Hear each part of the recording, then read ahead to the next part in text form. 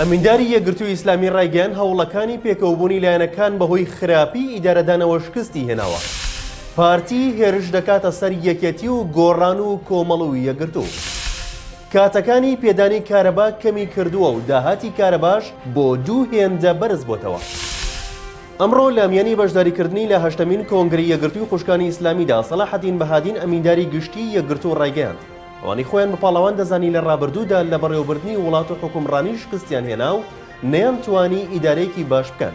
حکومڕانێکی دروست و دوور لە بەرژەوەندی تەسکی حیزبی و مەحسوبیەت و مەنسوبیەت ئەنجام بدەن.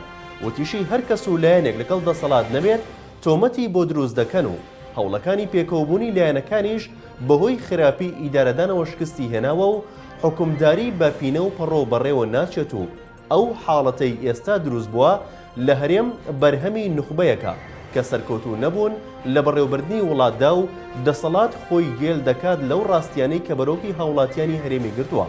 دەژڵێت یەکگرتوو هەرگیز ناڕواتە بەرەی تونند و تیژی و وەک داهێنەری میانڕەوی بەردەوام دەبێت لە کاری مەدەنی و میانڕەوی لە هەرێم و هەروەها وەک ڕاشمان گەیاندەبوو لە سەرەتاوە بەشداری لە حکومەتی داهاتووی عێراق ناکەین و خۆمان بەو بابەتەوە سەرقاڵ ناکەین. زانا مەلاخەلیت سەرۆکی فراکسیۆنی پارتی ئاشکرای کرد ژمارەیەک لایەن دەیانەوێت هەڵبژاردن لە وادەی خۆیدا نەکرێت و گرفتی بۆ دروست دەکەن. سەرۆکی فراکسیۆنی پارتی لە دیدارێکی تەلەڤیزیۆنیدا ڕایگەیاند پێشتر هەموو لایەنەکان باسییان لەوە دەکرد سیستەمی فرەبازنەیی زۆر خراپە، بەڵام ئێستا یەکێتی گۆڕان کۆمەڵ و یەکگرتوو واتە ئەو چوار لایەنە دەیانەوێت بەو سیستەمە کار بکەن و ئێمەش لەگەڵ یەک بازنەین. وتیشی ئەو چوار لایەنە گرفت بۆ یاسای هەڵبژاردن دروست دەکەن، چونکە ئەگەر هەمواری یاسەکە لە ئێستادا نەکرێت ئەوە هەڵبژاردن ناتوانرێت لە وادەی خۆیدا بەڕێوە بچێت. هاوکات فراکسیۆنی پارتی لە پەرلەمانی کوردستان سەرۆکایەتی هەڵمەتێک دەکات بە ئامانجی گۆڕانکاری لە پەیکەری کۆمسیۆنی باڵای هەڵبژاردن و ڕاپرسی هەرێم و هەڵبژاردننی کۆمسیۆنێکی نوێ و دەیەوێت کورسی لایەنەکان ببێتە پێوەر بۆ دابشکردنەوەی پۆستەکانی کۆمسیۆن. پێشمەرگێکی دێرینی یەکێتی ماوەی نزیکەی 2 ساڵە بێسەر و شوێنە و کەسوکارەکەشی لە ڕێگەی شارپرێسەوە ئاشکرای دەکەن یەکێتی و حەشدی شەعبی پێکەوە کوڕەکەی ئەوانیان بێسەر و شوێن کردووە. سید بەهجەت سید ئیبراهیم ناسراو بە بەهجەت یەهودی خەڵکی خانەقینە و ماوەی نزیکەی 2 ساڵە بێسەر و شوێنە.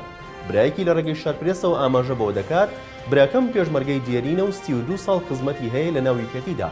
دەژڵێت وەک پێمان وتراوە کاتێک ڕفێندراوە براوەتە فڕۆکەخانەی نێودەوڵەتی بەغدا و دواتر گەڕێنراوەتەوە فەرماندەیی هێزەکانی پێشمەرگە لە سلێمانی. دەژڵێت بەهجەتی برام دانیشتووی شاری خانەقین بوو لە ناو ماڵبەندی خانەقینی یەکێتی دەوامی دەکات.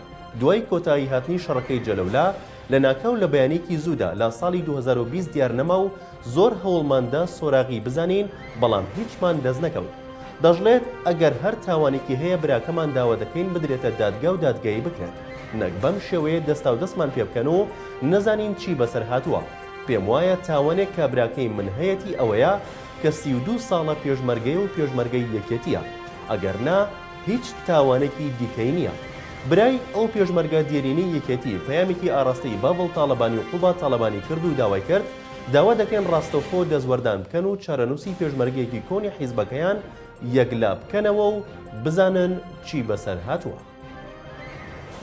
لەگەڵەوەی کاتەکانی پێدانی کارەبا لە مۆرزەدا بە تەواوی کەمی کردووە، بەڵام بەوتەی ئەندامێکی پەرلەمانی کوردستان لە ڕۆژی 23 ئەم مانگەدا داهاتی کارەبای هەرێم بەراورد بە مانگی پێشووتر بۆ 2 هێندە زیادی کردووە.